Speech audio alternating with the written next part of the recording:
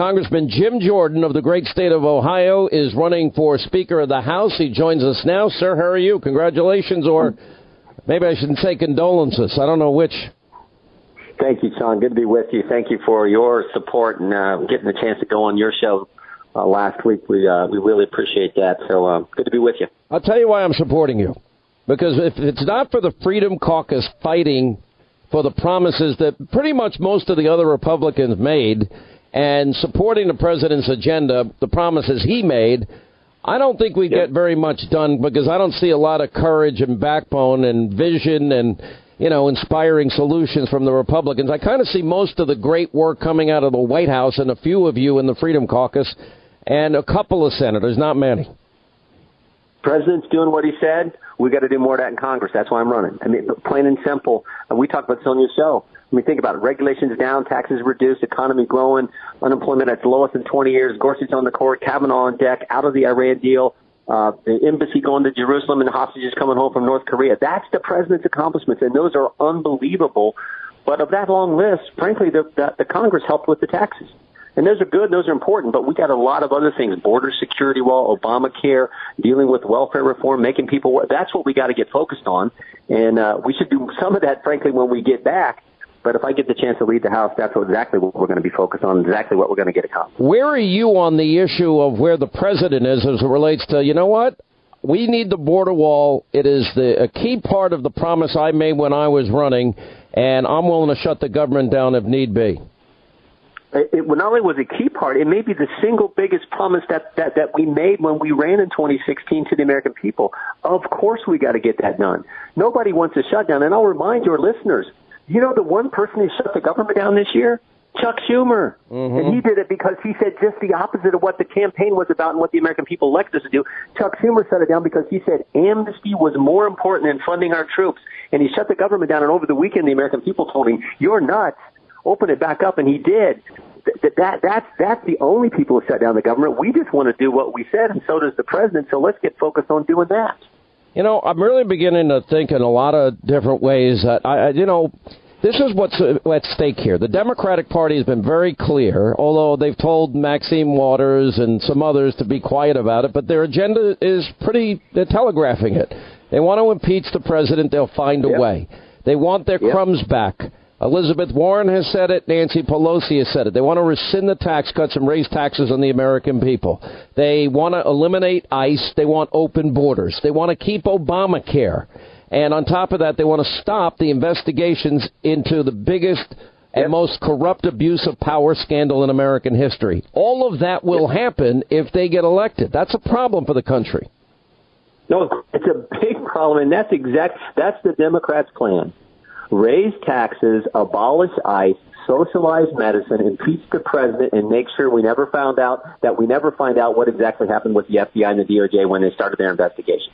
That is what it's all about. And that is why we've got to drive turnout. We've got to get Trump voters, conservative voters who came out for the president in 2016. We've got to make sure they come out again in 2018 so the Democrats don't take back the House and do exactly what you just described. All right, so let me ask, what would be different under a Jim Jordan speakership, say, versus Paul Ryan? It's not a trick question. First of all, that's not a trick question. Not at all. We'd be focused on doing what we told the American people we're going to do. Plus, we should change the process. We should change the process inside Congress. I use this example with you, Sean, but why in the world should the Speaker of the House and the Majority Leader and a couple people at the top who control the steering committee, this committee on committees, why should they decide who gets to be chairman of everything? We're going to have 9 committee chairmanships open up. If we maintain the majority, 9 committee chairmanships open up next Congress, why not let the people on those respective committees, the people who have expertise and know-how in those policy areas, why don't you let those individuals determine who their chairman is going to be? Because I think when you empower rank-and-file members, you're going to get policy much closer to what we told the American people we would do when they, in fact, elected us and gave us the privilege to serve. So that's what needs to happen. And the final thing I would say is we have to do a better job standing up to the executive branch. When the IRS ran all over and targeted conservative people, we need to stand up more to them, and we needed to hold people accountable.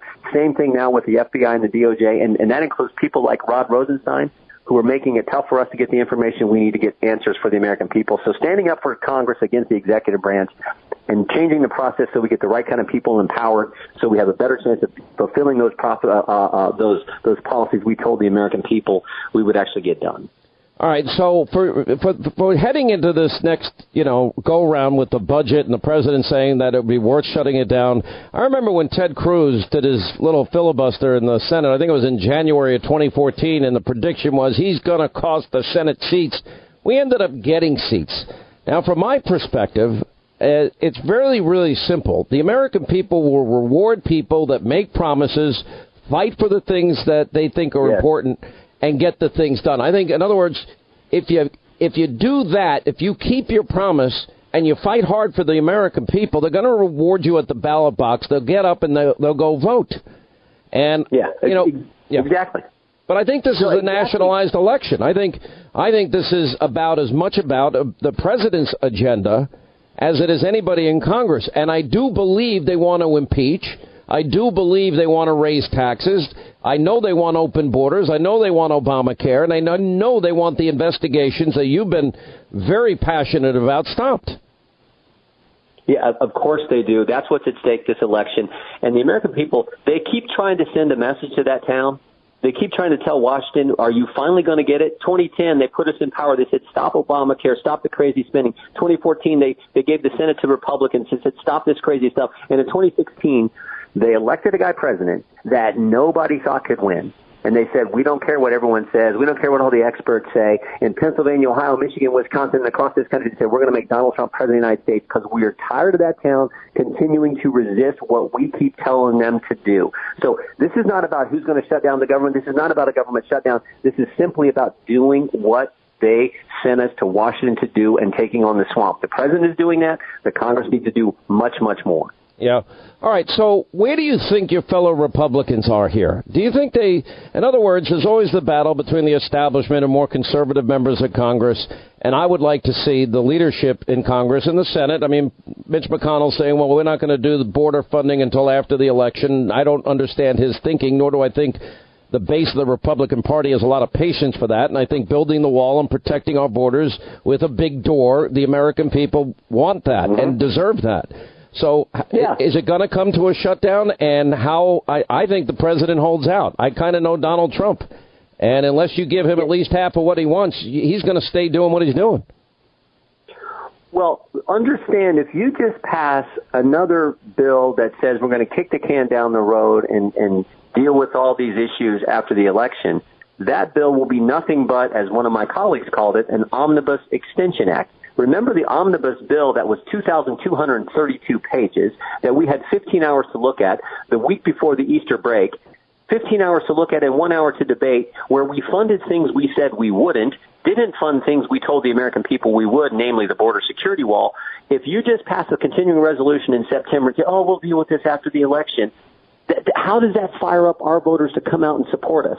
And how is that not just simply an omnibus extension act? The same bill we passed back in March that the American people hated.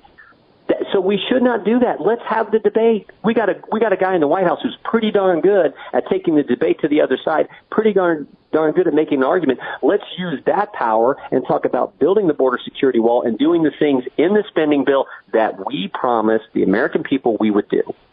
Let me ask you about this. We all know Steve Scalise, and we're all happy about all the progress he's made. He's had a very tough go of it since he was shot that day. And he's one tough guy, and he's a nice man. I like him a lot.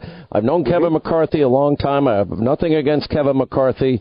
But this is a fact that nobody's going to become Speaker without the support of the Freedom Caucus. Are you prepared as a caucus to demand a seat at the table if in fact you don't win as Speaker? And I'm not saying you won't. I think you could. I think I want you to win as Speaker, but I don't want any more of these closed-door meetings. I don't want legislation being, written behind closed doors and then popped on members like the old health care bill was. Sean, we're in this race to win it. There's a reason we announced early. We need I think a longer campaign to take our message to the American people and to our colleagues. We're going to continue to do that, but I am in it to win it. And look, I understand that the conventional wisdom is, it's going to be tough for Jim Jordan to be Speaker. But if you follow conventional wisdom, all kinds of things that actually turned out happen would have never even been attempted. So I always say this: there's a reason they kicked the ball off on Friday night. A lot of times there's one team that's a lot more favored and heavily favored, but you still kick the ball up, and sometimes... Well, you were a wrestler in high school, right? You were a wrestler? Heck yeah. Heck yeah. All right, well, I do mixed martial arts, and let me tell you, wrestlers are the hardest. You do. But by the way, the good thing about what I trained to do in Krav Maga, Kempo, Jiu-Jitsu, and boxing and street fighting... But the thing is we can get a wrestler. We just, but it's dirty fight. We just gouge your eyes out. I mean, there's a little difference. You have rules in wrestling. Sure. But getting serious, what was your record in high school? Well, I mean, I was fortunate to have a good coach and good guys to train with. I didn't ask if you had a good coach. What was your record? No, I know. I hate talking about that. I won the tournament, the state tournament, all 4 years, but I lost one match and still mad about that. I think the guy's name was. Wait a minute. You won every single tournament in the state of Ohio for your, I guess, weight class at the time? Yeah, back in the day. Yeah. Back in the day, you won every tournament, and you only lost one match in all your years wrestling? In high school, I lost plenty in the international style and lost matches in college, but in high school. But you won the Ohio championship 4 years in a row, all through high school. Yes, but where did this humble Jim thing come from? I know you're from Ohio, but I'm not. Listen, I love that. I think that's a pretty awesome record. Listen, I don't think it's hard. I think if you keep the American people's taxes low, I think if you keep fighting to bring back the jobs Obama said wouldn't come back. I think if everybody in Congress remembers it's the people's house and they fight for the forgotten men and women, we look at these statistics, record low unemployment, 14 states for women in the workforce, Hispanic Americans, African Americans, Asian Americans, military vets. If you keep your focus on the forgotten men and women, you will be the party in power forever. Yep. And I just don't understand. Like for health care, why don't we have health care savings accounts and health care cooperatives? How come that solution never even came up during the health care debate? No, I know. Common sense makes good sense, and that's just not what we're seeing from too much of Washington. That's what we gotta change. You're exactly right, and I say just do what we said. The reason we formed the Freedom Caucus, Sean, is we talk about just what you said. The countless number of American families who feel like Washington has forgotten them. Our job is to remember them, fight for them, do it with a smile on our face, do it in a productive, positive way. But actually fight for them and take the debate to the other side. And I think if we do that, and we do it with like Mike Pence says, the vice president always says, he's a conservative and he's not mad about it. We got the truth on our side. Let's go have the argument and let's win and let's accomplish things for the American people. All right, Jim Jordan, thanks for being with us. We appreciate it. You bet, bud.